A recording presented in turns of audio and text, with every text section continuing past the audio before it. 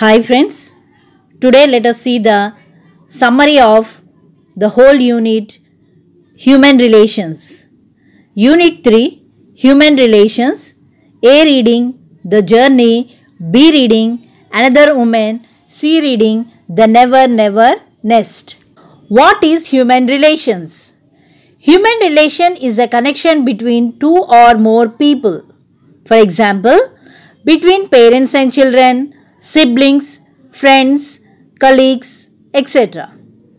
Good behavior forms the basis for every relation. Being together with people and interacting with them is a part of our daily life. The depth and expression varies from relation to relation. In families, we find loving and close relationship, while with colleagues, we maintain friendly relationship. Now let us see what is a style sheet. The style sheet reflects the unit theme. So here our unit theme is human relations. In this picture we can see the relationship between two brothers or maybe two friends. Now let us see face sheet. In the face sheet we can see an old man sitting alone and waiting for the people to notice him and say hi. But no one notices him and everyone is busy with their works. He feels that he is totally neglected. A reading The Journey. The Journey is an excellent piece of work written by Yashi Dorji Tongchi, a prominent Assamese writer, and it is translated in English by D.P. Nath. The author's experience with his father along the journey from home to bus stop. Now let us see the summary of the lesson, The Journey. The author was a government officer. He came to his village to get married. His parents had arranged his marriage according to the customs of their tribal society. After spending 6 months at home, he was preparing to return to his place of work. But he didn't want to leave behind his newlywed wife. He thought of extending his leave too, but his responsibility made him decided to go. As theirs is a hilly terrain without any motorable roads, the author always prefers to carry less luggage. Now, his problem was that he needed someone to carry his luggage, as his education had made him avoid physical labor. Since most of the villagers were busy in the fields, he could not find even one who could help him carry the trunk to the bus stop. Finally, the writer's father told him that he would see him off at Dirang. He didn't want to allow his whole father to carry his trunk, but his father decided to carry the chest to the bus stop. On the day of his departure, a large crowd gathered to wish him luck, and the author left for Dirang at 10:20. His father had already left and he had to walk fast to catch up his father. He was very tired when he caught up with his father. He sat on a rock to rest for a while. His father drank all the wine given by him and resumed carrying the luggage on his back. The author followed his father. Neither of them spoke a word, as if they were strangers. The author knew that his father had provided for his education, but he thought that it was through him that his parents had earned admiration and respect from the villagers. He knew that he was physically useless in spite of his youth and strength. He concluded that it would be better to let his father carry the luggage and follow him silently. After resting at two places for tiffin, they reached Dirang finally. They entered a tea shop and started sipping tea. His father asked him if he had a pair of old shoes. Then the author looked at his father's bare feet and noticed that they were full of cracks. He noticed this for the first time. He offered his father money, but he refused to take. Instead, he wanted the author's old pair. So the author gave him the hunting boots he was wearing.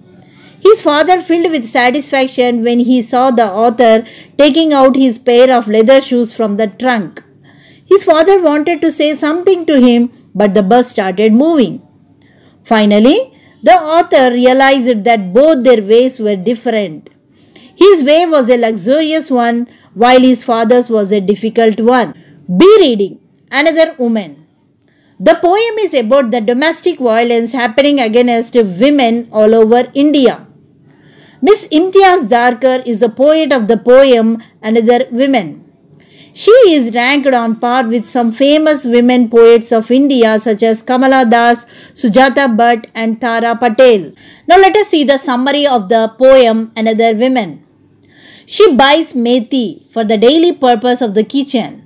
She wishes for a radish which is white and sweet, but thinking it as an extravagance, she leaves her wish. She returns it. She counts the coins carefully and ties them in the bundle at her waist. At home, she has to face the harsh behavior of her mother-in-law.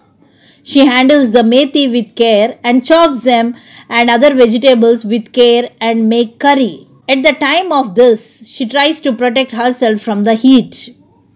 The mother-in-law starts cursing on her spending much money in the market. Mother-in-law harasses her with words. She utters cursing words against her parents for sending this girl to take every good feature from their home. The girl listens to all by sitting bent in front of the kerosene stove. She doesn't face her husband, who comes home by listening to this and keeps quiet. She bends a little more when he comes. In that home, there was no right for her to speak.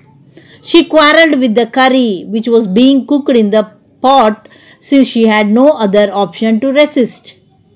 Hence, this is the house where she has been sent by her parents as a daughter-in-law. This is the man who she has been wedded to. This is the world about which she has been getting lessons about how to behave at in-laws' houses. So the only option left in front of her is to take her life. At that moment, she submits her into the hands of the flames. It is only her end. Along with that, it is a beginning. She is not the single victim of domestic violence. There are other girls. She is only a representative. See reading The Never Never Nest. Now let us see the summary of the C reading. The Never Never Nest is a comic one-act play about a young couple who makes full use of the buy now, pay later marketing system. This comedy is very relevant today because we can buy almost everything now on the installment basis. This play was written by Cedric Mount. Jack and Jill were a young married couple who had a small baby. One day, Aunt Jane visited them.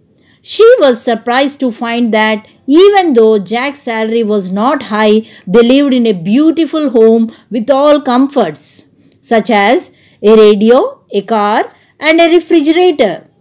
She began to wonder whether, as a wedding gift, she had given them £2,000 instead of the £200 she had wanted to give them. Otherwise, how did Jack and Jill buy all things? She suggested that the rent for the house, such a house, must be very high. Jack replied that they owned the house. Then Aunt Jane understood that though Jack and Jill had everything, nothing really belonged to them. They bought everything they had on installment basis.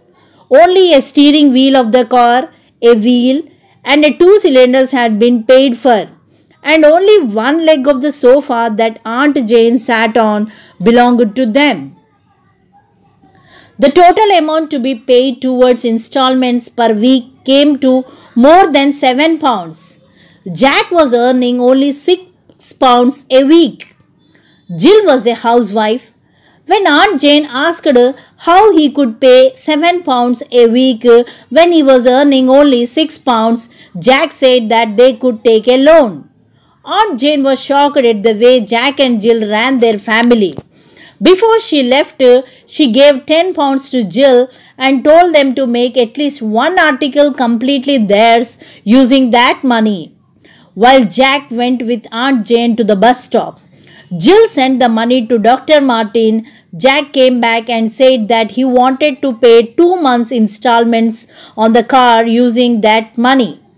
But Jill said that by paying money to Dr. Martin, their baby would become completely theirs. The end of the play is ironical, though it is an exaggeration. Thank you.